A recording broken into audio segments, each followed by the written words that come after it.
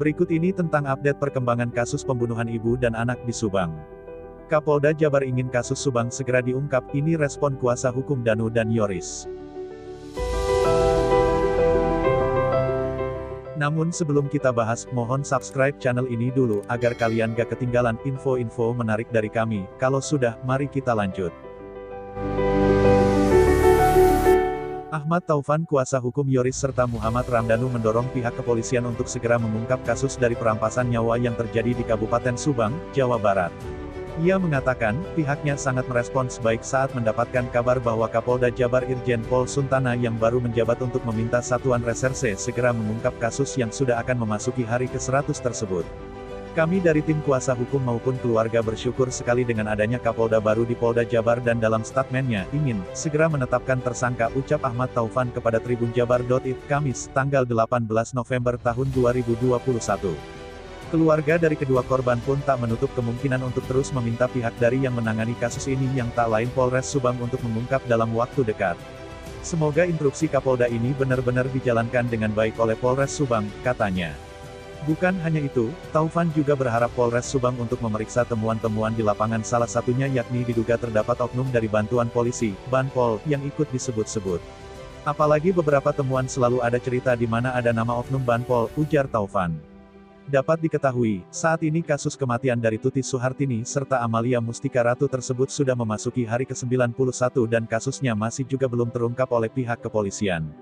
3 bulan berlalu, kasus Subang masih menyisakan misteri. Siapa pelaku perampasan nyawa ibu dan anak di Subang ini belum terungkap.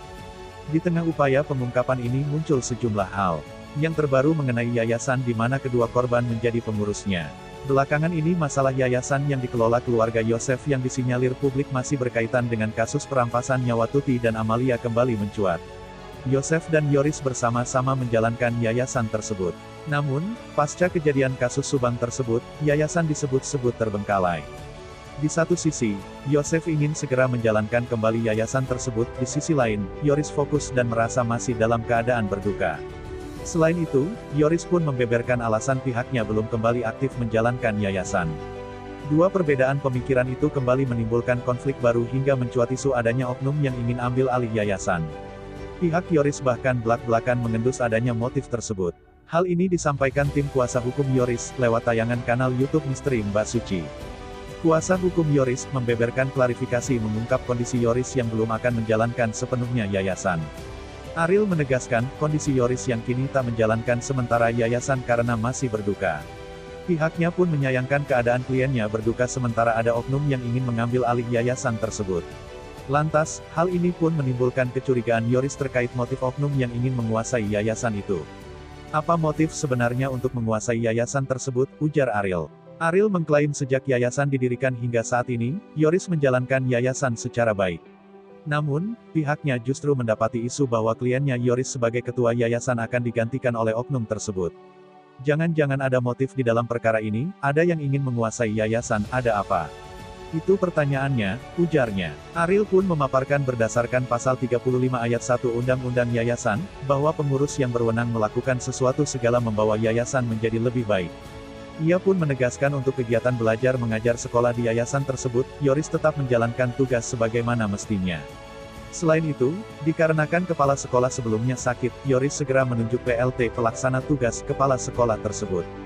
Lebih lanjut, Ahmad Taufan menambahkan penjelasan fakta alasan Yoris belum menjalankan yayasan. Ia mengatakan rumah TKP di mana kasus perampasan nyawa di Subang terjadi merupakan kantor yayasan. Di sini Yoris tidak menjalankan yayasan karena perlu kita ketahui bersama, yang menjadi objek tempat kejadian perkara pembunuhan ini adalah kantor yayasan itu sendiri, ujar kuasa hukum Yoris, Ahmad Taufan. Selain itu, korban dalam kasus perampasan nyawa itu pun merupakan pengurus yayasan, yakni Tuti dan Amalia.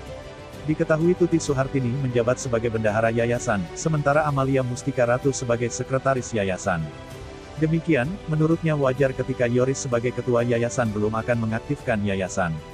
Karenanya kantor yayasan yang notabene-nya rumah terjadinya perampasan nyawa tersebut masih digaris polisi dan masih menjadi konsumsi penyidik. Sementara itu terkait kegiatan mengajar di sekolah yayasan, Yoris pun akan mengaktifkan kegiatan belajar mengajar dengan prosedur yang baik dan benar.